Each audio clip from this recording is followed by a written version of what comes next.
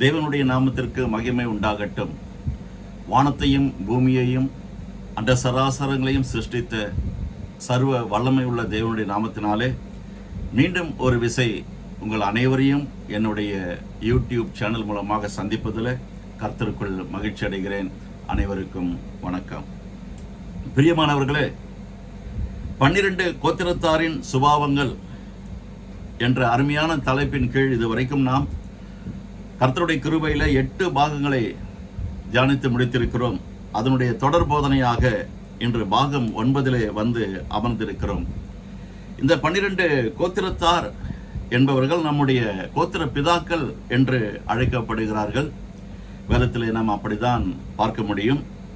இந்த 12 கோத்திரத்தார் யார் என்று பார்க்கும் பொழுது, நம்முடைய முற்பிதாவாகிய யாக்கோபு அவர்களுக்கு பிறந்த ஆண் பிள்ளைகள். அவர்களுடைய நாமங்களை நான் வாசித்து விடுகிறேன். ரூபன், சிமியோன், லேவி, யூதா, செபுலோன், நப்தலி, இசக்கார், தான், காத், ஆசேர், யோசேப்பு மற்றும் பென்யமின் ஆவர். இந்த 12 நாமங்களிலே இதுவரைக்கும் நாம் 9 நாமங்களை, அதாவது முற்பிதாக்களை, அவருடைய சுபாவங்கள் எப்படி இருந்தது, அவருடைய மரபணு எப்படி இருந்தது, அவருடைய மரபணு என்ன பேசினது, அதிலிருந்து நாம் என்ன புரிந்து கொண்டோம், இதையெல்லாம் நாம் இன்று பார்த்திருக்கிறோம். இன்று அதனுடைய தொடர் போதனையில காத் என்பவரை குறித்து நாம் தியானம் செய்ய இருக்கிறோம். இந்த காத் அவர் எப்படிப்பட்டவர்? இது ஒரு அருமையான போர்க்குணம் கொண்ட மரபணு. அவரை குறித்து நாம் தியானம் செய்வதற்கு முன்பாக நமக்கு நாம் அனைவரும் அறிந்திருக்கிறபடி நமக்கு 12 மாதங்கள் உண்டு, ஜனவரியிலிருந்து டிசம்பர் வரைக்கும். அதே போல தமிழ் மாதத்திலே சித்திரையிலிருந்து ஆரம்பமாகிறது. 12 மாதங்கள் உண்டு, ஆங்கில மாதம், தமிழ் மாதம், அப்படி. அதே போல உலகத்தில் பேசிக்கொள்கிறார்கள். எஸ்பெஷலி இந்தியாவிலே 12 ராசிகள் உண்டு என்று சொல்லுகிறார்கள். அந்த ராசியின் மேல் நாம் ஆரம்பத்தில் நம்பிக்கை வைத்திருந்தாலும் கிறிஸ்துவுக்குள் வந்த பிறகு நாம் என்ன யோசிக்கிறோம்? அவருடைய வார்த்தைக்கு முக்கியத்துவம் கொடுத்து ஒருவன் கிறிஸ்துவுக்குள் இருந்தால் பழையவைகள் ஒழிந்து போயின, அனைத்தும் புதிதாயின என்ற வார்த்தையின்படி நாம் அந்த ராசிகளை எல்லாம் பார்க்காமல் இறைவனுடைய வார்த்தையையும் அவரையும் நோக்கி பார்க்கிற மக்களாக மாறியிருக்கிறோம். அதற்காகவும் நன்றி. ஆனால் 12 ராசிகள் இந்த பூமியிலே உண்டு என்று சொல்லுவார்கள். அந்த காலத்தில் என்னுடைய தகப்பன் தாய் எனக்கு குறித்து வைத்தது கூட தனுசு ராசி என்று சொல்லுவார்கள். இன்னும் எனக்கு அது ஞாபகம் இருக்கிறது. அந்த ராசியின் பலனை எல்லாம் நான் பார்ப்பது கிடையாது. ஆண்டவருடைய பலனையே நோக்கி காத்திருக்கிற ஒரு மனுஷன் நான். அப்படியே பழைய ஏற்பாட்டிலும் புதிய ஏற்பாட்டிலும் சேர்ந்து 12 கட்டளைகள் உண்டு. பழைய ஏற்பாட்டிலே 10 கட்டளைகள் உண்டு. புதிய ஏற்பாட்டில் ஆண்டவராக இயேசு கிறிஸ்து கொடுத்த 2 அருமையான கட்டளைகள் உண்டு. மொத்தம் 12 கட்டளைகள் நமக்கு உண்டு. அதே போல இயேசுவானவருக்கு 12 சீஷர்கள் உண்டு. இப்படி 12 என்று நிறைய பார்க்க முடியும். எனக்கு தெரிந்த வரைக்கும் இதை உங்களுக்கு உதாரணமாக சொல்லியிருக்கிறேன். உங்களுக்கு இன்னும் நிறைய தெரிந்திருக்கலாம். 12 என்ற அந்த நம்பருக்கு எவ்வளவு முக்கியத்துவம் நம்முடைய பரிசுத்த வேதாகமத்தில் இருக்கிறது என்று சொல்லி. சரி, இப்படி இந்த 12 என்று முக்கியத்துவம் என்று சொன்னது போல யாக்கோபு அவர்களுக்கு பிறந்த ஆண் பிள்ளைகளும் சரியாக, அதாவது அவருக்கு 2 மனைவிகள், 2 மறுமனையாட்டிகள். இந்த 4 பேருக்கும் பிறந்தவர்கள் தான் இந்த 12 ஆண்மகன்கள். அவருடைய நாமங்களை தான் இப்பொழுது வாசித்து காண்பித்தேன். சரி, நான் அடிக்கடி ஒவ்வொரு வாரமும் சொல்லுவது போல நமக்கு கை என்று ஒன்று உண்டு. இந்த கையில 5 விரல்கள் உண்டு. இந்த 5 விரல்களும் சமநிலையில் இருப்பது இல்லை. உங்களுடைய கையும் அப்படிதான், என்னுடைய கையும் அப்படிதான். ஒன்று உயரமாகவும், இன்னொன்று கொஞ்சம் தாழ்ந்தும், இன்னொன்று குட்டையாகவும், நெட்டையாகவும், கட்டையாகவும். கட்டை விரல் என்றே பெயர் உண்டு இதற்கு சுண்டு விரல் என்று சொல்லுகிறோம். இப்படி சமநிலையில் இருப்பதில்லை, சம பலத்தில் இருப்பதில்லை. ஒவ்வொன்றும் ஒவ்வொரு அளவில இருக்கிறது. ஓகேவே. அதே மாதிரி தான் நம்முடைய குடும்பத்தில் பிறந்திருக்கிற நாம் அனைவரும், அது ஆண் பிள்ளைகளாக இருந்தாலும் பெண் பிள்ளைகளாக இருந்தாலும், நாம் அனைவரும் ஒரே மாதிரி மனநிலையில இருப்பதில்லை, பேசுவதில்லை, சிந்திப்பதில்லை, வாழ்வதில்லை. ஈவன் புரிந்து கொள்றதுல கூட சிரமம் ஏற்படுகிறது. இப்படி இருக்கிறதற்கெல்லாம் காரணம் என்ன என்று நான் ஆராயும் பொழுது ஆவியானவர் எனக்கு இந்த 12 கோத்திரத்தாருடைய சுபாவங்களை குறித்து யோசிக்க கிருபை செய்தார். அந்த 12 கோத்திரத்தாருடைய சுபாவங்கள் என்று பார்க்கும் பொழுது அது மரபணுவை சார்ந்தது என்றும் புரிந்து கொள்ள முடிந்தது.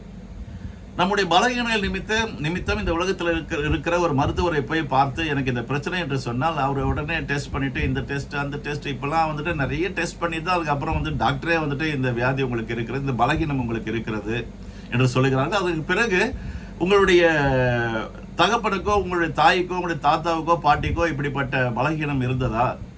உதாரணத்திற்கு ஒரு டிபி அல்லது ஒரு சுகர் கம்ப்ளைண்ட், சர்க்கரை நிறைய இருக்குன்னு அப்படி நிறைய பேர் பேசுறாங்க இந்த உலகத்தில். கர்த்தருடைய கிருபையில் அப்படிப்பட்ட பலகீனங்கள் எல்லாம் எனக்கோ என் குடும்பத்தாருக்கு யாருக்குமே இல்லை. காரணம் 2026 ஆண்டுகளுக்கு முன்பாக கல்வாரி சிலுவையில் நம்முடைய ரட்சகராகிய இயேசு கிறிஸ்துவர்கள் செய்து முடித்த அனைத்து காரியங்களையும் 100% நம்புகிறோம், விசுவாசிக்கிறோம். அவருடைய கிருபை எங்களோடு கூட இருக்கிறபடினால எந்த விதமான வியாதியும் அதனுடைய கூறுகளும் கூட இல்லை. ஆனால் புரிந்து கொள்வதற்காக நான் சொல்லுகிறேன், நான் யாரையும் குற்றப்படுத்துகிறேன் என்று யாரும் நினைக்கக்கூடாது. குற்றப்படுத்துவது என்னுடைய பழக்கமும் இல்லை, நோக்கமும் இல்லை. கர்த்தருக்குள்ளே இருந்து நான் சொல்லுகிறேன், யாரையும் குற்றப்படுத்துவதற்காக இல்லை. இன்று கிறிஸ்தவர்களே அநேக பலவிதமான பலகீனத்தோடு கூட, வயது மூப்பின் நிமித்தம் சில பலகீனங்கள் வரும், அது we can accept it. ஆனால் இளைய வயதில் ஒரு அது எல்லாம் உங்களுக்கே தெரியும், எவ்வளோ பிரச்சனைகளில் சில நேரத்தில் நான் யோசிப்பது உண்டு.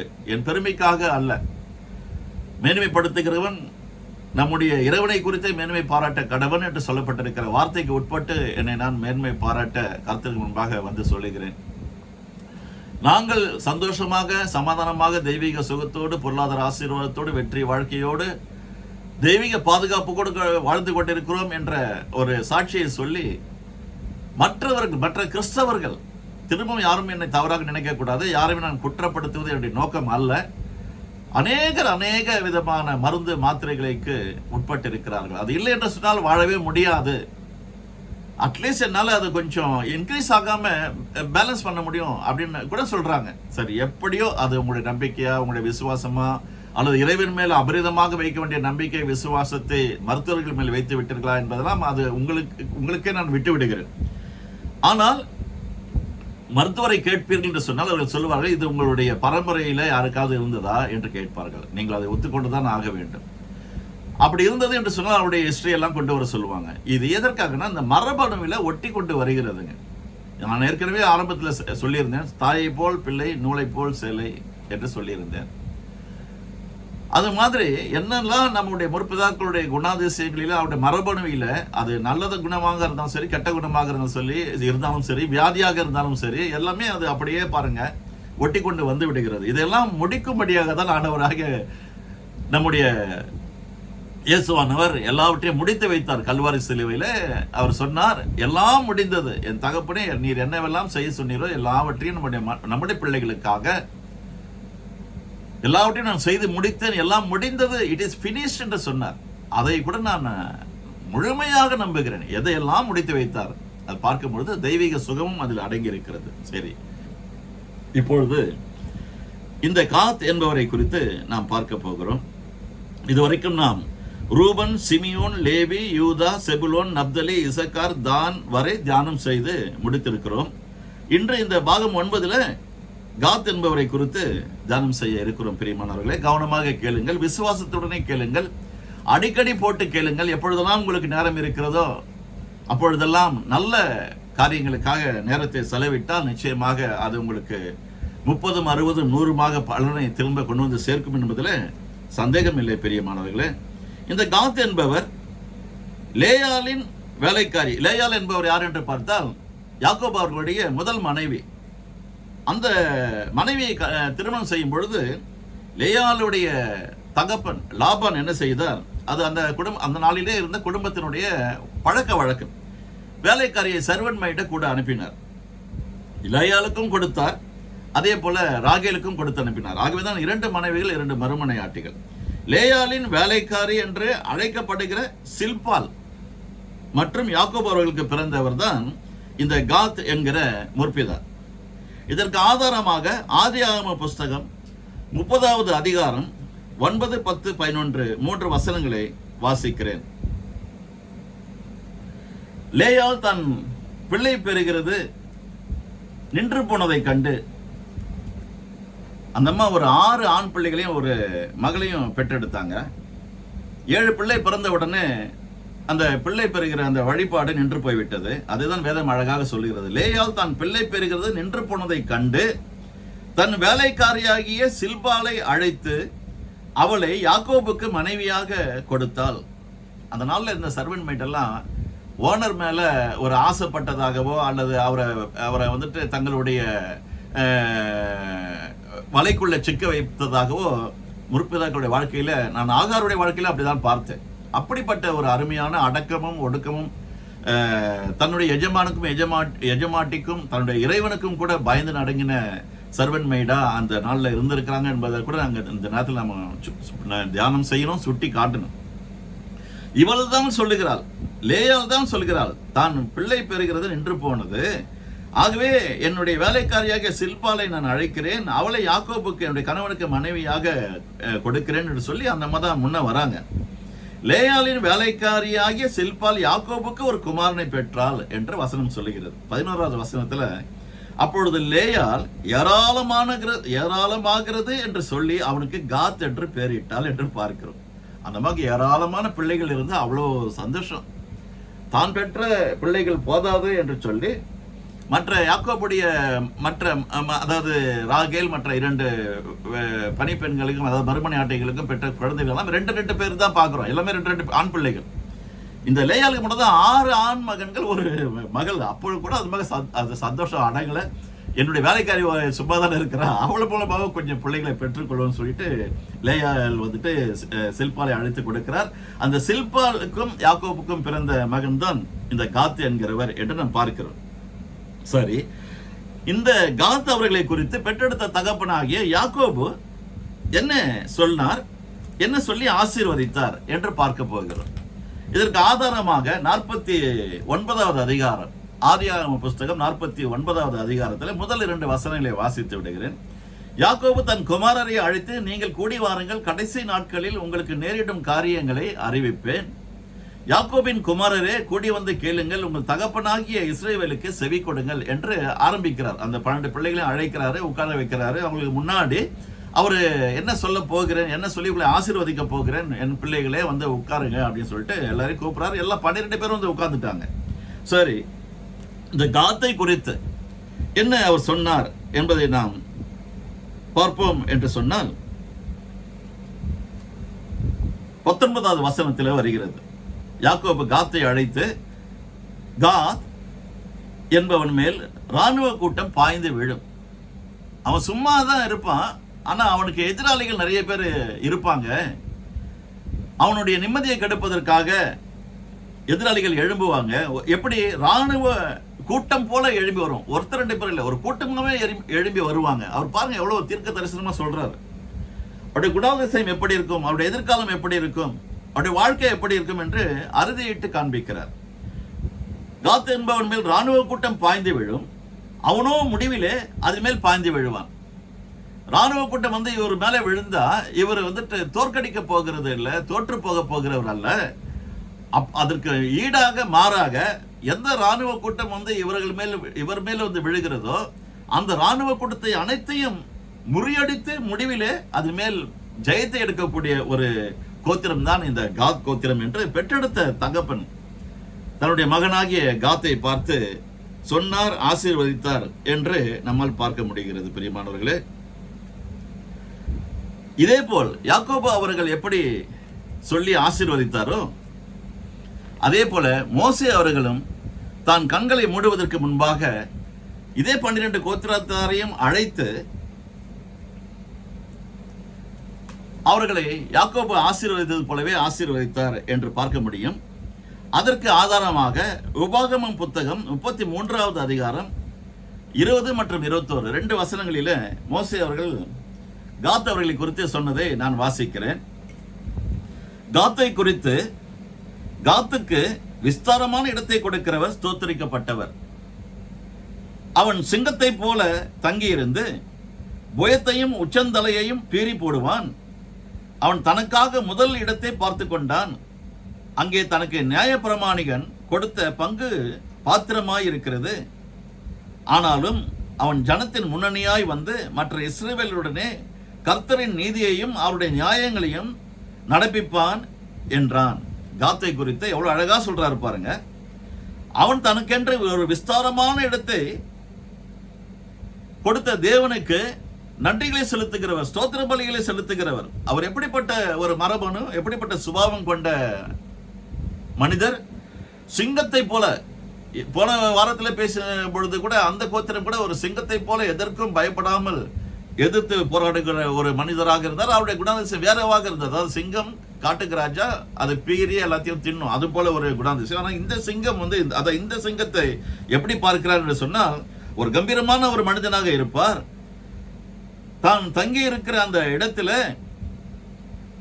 எந்த பிரச்சனை வந்தாலும் அந்த பிரச்சனையை மட்டும் சந்தித்து அதனுடைய உச்சந்தலையை நசுக்கவும் பீறி போடவும் கூடிய ஒரு வல்லமை படைத்த ஒரு மனிதனாக சிங்கத்தை போல இருப்பார்.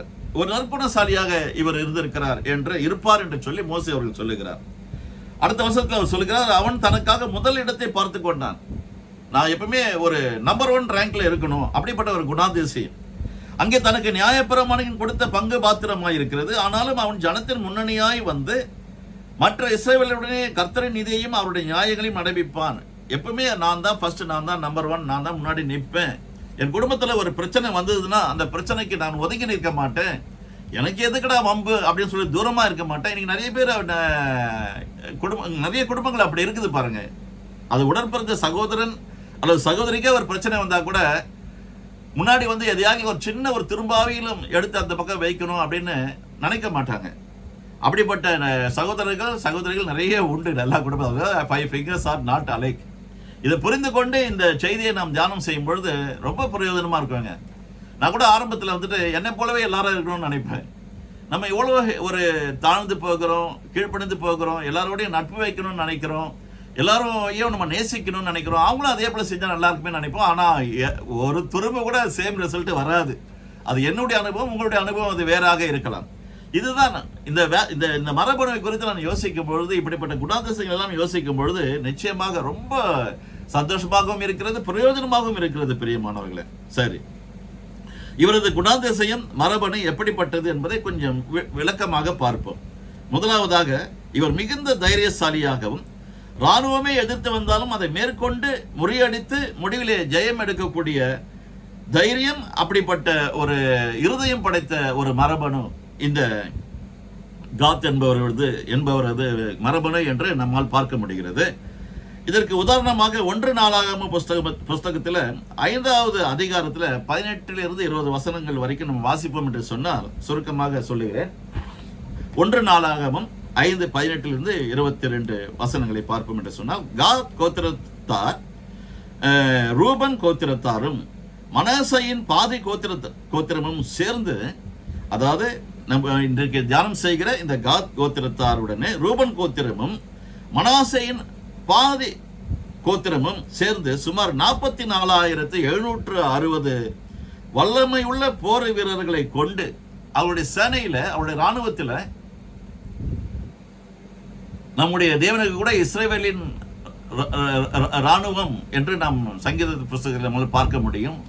சங்கீதக்காரன் சொல்லும் பொழுது, அந்த கோலியாத்தை எதிர்த்து நிற்கும் பொழுது அவர் பேசுகிற வார்த்தை கூட இப்படிதான், நம்முடைய இஸ்ரவேலருடைய இராணுவத்தின் தலைவனாய் இருக்கிற ஜீவனுள்ள நம்முடைய தேவனை குறித்து நிந்திப்பதற்கு இந்த விருத்த சேதனம் இல்லாத பெலிஸ்தன் எம்மாத்திரம் என்று சொல்லுவார்.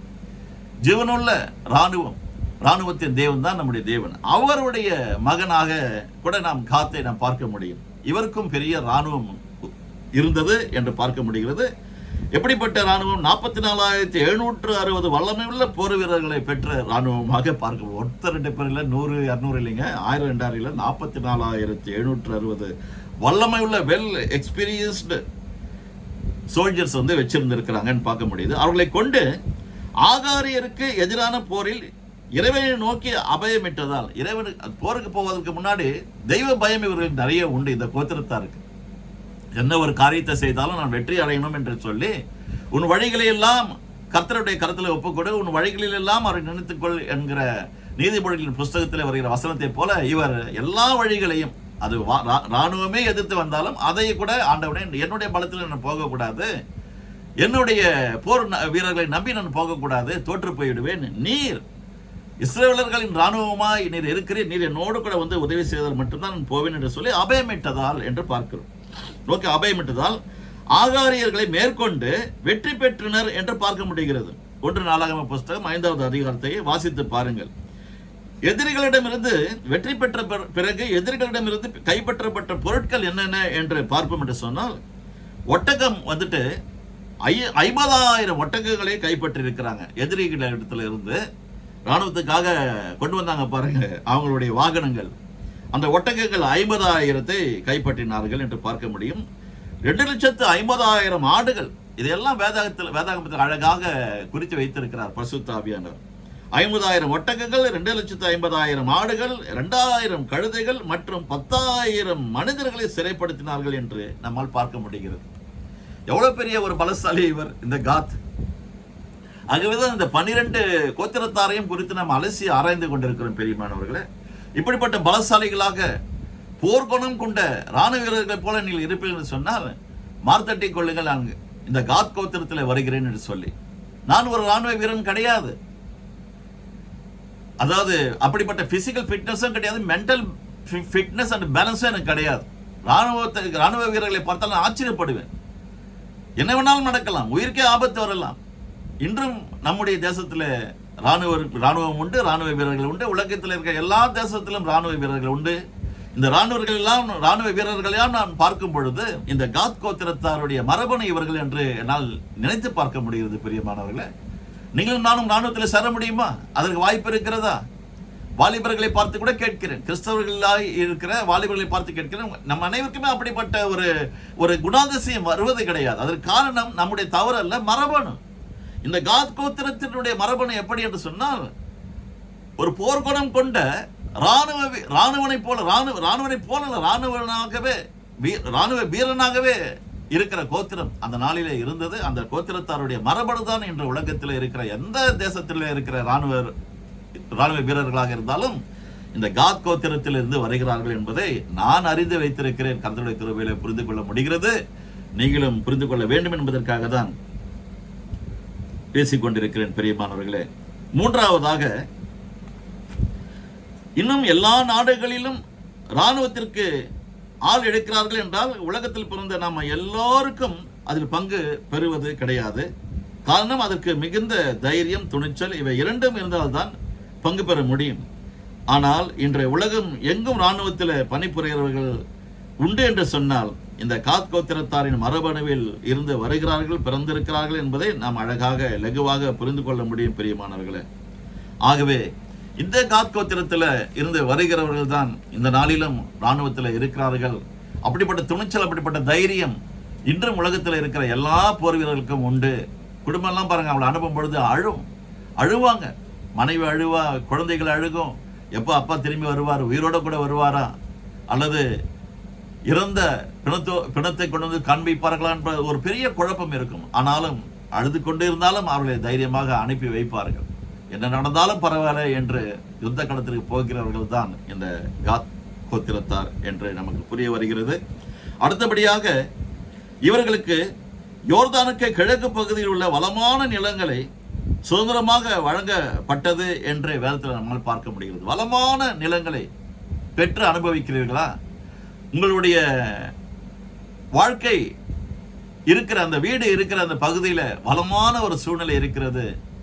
அதாவது ஒரு மலைகள் சூழ்ந்த ஒரு பகுதியாக இருக்கலாம், அல்லது இயற்கை வளங்கள் சூழ்ந்த ஒரு பகுதியாக இருக்கலாம், ஆறுகள் நதிகள் ஓடுகிற பகுதியில் இருக்கலாம். அப்படி நிறைய வீடுகளை நாம் உலகெங்கிலும் பார்க்கிறோம். அப்படிப்பட்ட ஒரு வளமான இடங்களில் தான் நான் இப்படிதான் வாழ்வேன் என்கிற ஒரு தீர்க்கமான ஒரு எண்ணங்களை கொண்ட மரபணு தான் இந்த காத் மரபணு. நான் வளமான நிலங்களில் தான் நான் என்னுடைய வாழ்க்கையை நான் வாழ்வேன், வாழ்ந்து காட்டுவேன், அங்கேதான் நான் சந்தோஷமாக இருப்பேன் என்று சொல்லி இவர்களுடைய குணாதிசயம் இருந்ததாக நம்மால் பார்க்க முடியும் பெரியமானவர்களே. மிகவும் இந்த காத் கோத்திரத்தார் பொறுப்பு மிக்கவர்கள் என்று பார்க்க முடிகிறது. அதாவது கானான் தேசத்தை கைப்பற்ற சென்ற போது காத் கோத்திரத்தார் போரில் முன் நின்று உதவி செய்தனர் என்று நம்மால் பார்க்க முடிகிறது. 12 கோத்திரத்தாரும் போறாங்க அந்த கானான் தேசத்தை கைப்பற்றுவதற்காக. இந்த போர்க்குணம் கொண்ட இந்த காத் கோத்திரத்தார் என்ன பண்ணிருக்கிறாங்க, நாங்க முன்னாடி வரிசையில் நிக்கிறோம், ஏன்னா எது வந்தாலும் நாங்க பார்த்து கொள்றோம். அப்படிப்பட்ட தைரியம், அப்படிப்பட்ட துணிச்சல் அவர்களுக்கு இருந்தது. இன்றும் ஒரு சில குடும்பத்தில் அப்படிப்பட்ட துணிச்சல் மிக்க ஒரு மனுஷன் இருக்கதான் செய்கிறான் பிரியமானவர்களே.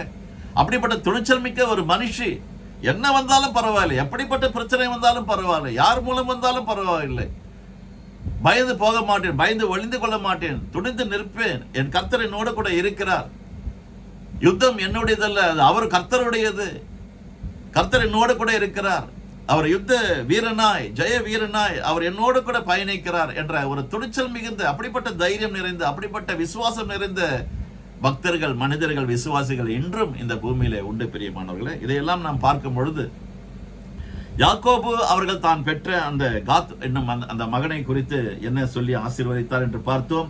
அதே போல மோசே அவர்கள் இந்த காத் என்பவரை குறித்து என்ன சொன்னார் என்று நாம் பார்க்க முடிந்தது. அவர்கள் 2 பேரும் சொன்ன பொழுது அவருக்கு வயது மிகவும் சொற்பமான வயது தான். ஆனாலும் முடிவில் நாம் பார்க்கிற பொழுது இதெல்லாம் இப்பொழுது நான் உங்களுக்கு வாசித்து காண்பித்தது போல மிகவும் பொறுப்புமிக்க ஒரு கோத்திரமாக இந்த கோத்திரம், அவுட் ஆஃப் 12 ட்ரைப்ஸ்ல இந்த கோத்திரம் பேசப்படக்கூடிய அளவிற்கு ஒரு குடும்பம்னு ஒண்ணு வந்துட்டா, பிரச்சனைன்னு ஒண்ணு வந்துட்டா, சண்டைன்னு வந்துட்டா, யுத்தம்னு ஒண்ணு வந்துட்டா, நான் முன்னாடி நிற்பேன், வரிந்து கட்டி கொண்டு வருவாங்க.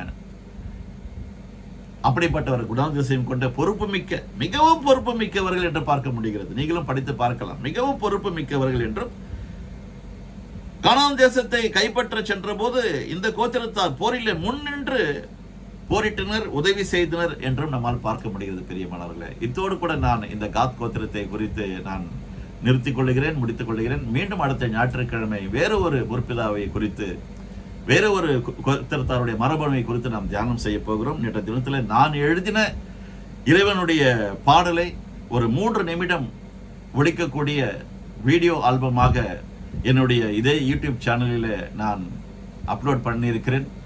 நேற்று இரவு தான் அது தயாரானது. என்னுடைய நண்பர், என்னுடைய வாக்கிங் ஃப்ரெண்ட் கோபிநாத் என்பவர் எனக்கு உதவி செய்தார். பாடல்களை நான் எழுதி கொடுத்தேன். இப்படிதான் ராகம் வர வேண்டும் என்று சொல்லியிருந்தேன். அவர் AI உதவியோடு கூட அந்த டெக்னாலஜியை பயன்படுத்தி நான் பாடுவதற்கு பதிலாக AI குரல் மூலமாக அதை பாடி வைத்திருக்கிறார். பாடல் வரிகள் எல்லாம் என்னுடையது. அதை ஏற்பாடு செய்து ஒரு அழகான ஒரு ஆல்பமாக, வீடியோ ஆல்பமாக, வீடியோ ஆடியோ ஆல்பமாக வெளியே கொண்டு வந்தவர் என்னுடைய நண்பர். அவருக்கு 39 வயது தான் ஆகிறது. அவ்வளோ ஒரு டேலண்டான ஒரு நண்பர். உங்களுடைய பெயரை அதில் போடுங்கள் என்று கூட நான் சொல்லியிருந்தேன். வேண்டாம், உங்களை கர்த்தர் ஆசீர்வதித்தால் அந்த ஆசீர்வாதம் எனக்கும் கடந்து வரட்டும் என்று அவர் சொல்லி பெருந்தன்மையோடு கூட முடித்து கொண்டார். அவர் சொல்லாததை நான் சொல்லுகிறேன். அவருடைய பெயர் கோபிநாத். இதே பல்லாவரம் பகுதியில் தான் வாழ்ந்து கொண்டிருக்கிறார். மனைவி, அவருக்கு ஒரு மகன் உண்டு. அவர்களுக்காக கூட நாம் ஜெபிப்போம். நிச்சயமாக இந்த பாடலை நீங்கள் கேட்டு பாருங்கள். உங்களுக்கு பிடிக்கும் என்று நீங்கள் முடிவு செய்வீர்கள் என்று சொன்னால் உங்களுடைய சபையிலே அல்லது உங்களுடைய தனிப்பட்ட ஆராதனையிலே சில நேரங்களில் நீங்கள் பாடி கர்த்தருடைய நாமத்தை மகிமைப்படுத்தும்படிக்கு கேட்டுக்கொள்கிறேன். மற்றபடி நான் உங்களிடத்திலிருந்து எந்த விதமான கைமாறோ எந்த விதமான காரியங்களையும் நான் உங்களிடத்திலிருந்து எதிர்பார்க்கவில்லை. நீங்கள் நன்றாக இருக்க வேண்டும், வாழ்ந்து சுகமாய் தங்கியிருக்க வேண்டும். 3 யோவான் 2வது வசனத்தில், பிரியமானவனே, உன் ஆத்மா வாழ்கிறது போல நீ எல்லாவற்றிலும் வாழ்ந்து சுகமாய் தங்கியிருப்பாயாக என்று சொல்லப்பட்ட அதே வார்த்தையை நான் உங்களுக்கு இந்த காலை வேளையில் ஆண்டவருடைய சமூகத்தில் உட்கார்ந்து சொல்லுகிறேன், ஆசீர்வதிக்கிறேன், உங்களுக்காக பிரார்த்தனை செய்கிறேன். நாம் அனைவரும் கர்த்தருடைய கிருபையில நீடித்த நாட்கள் வாழ்ந்து அவருடைய நாமத்தின் மகிமைக்காக வாழ்ந்து முடிக்க வேண்டும். இது ஒன்றுதான் என்னுடைய குறிக்கோள். நான் பெற்ற இந்த இன்பம் பெருக வையகம் என்ற ஒரு குறிக்கோளை தவிர வேற எந்த விதமான குறிக்கோளும் எங்களுடைய உள்ளத்தில் இல்லை என்றையும் நான் சொல்லுகிறேன். எல்லா துதிகான மகிமை இறைவனுக்கே செலுத்துவோம். மீண்டும் அடுத்த ஞாயிற்றுக்கிழமை நாங்கள் உங்களை சந்திக்கிற வரைக்கும் உங்களிடத்திலிருந்து விடை பெற்றுக் கொள்கிறேன். நன்றி, வணக்கம். God bless you all. See you again. Bye bye.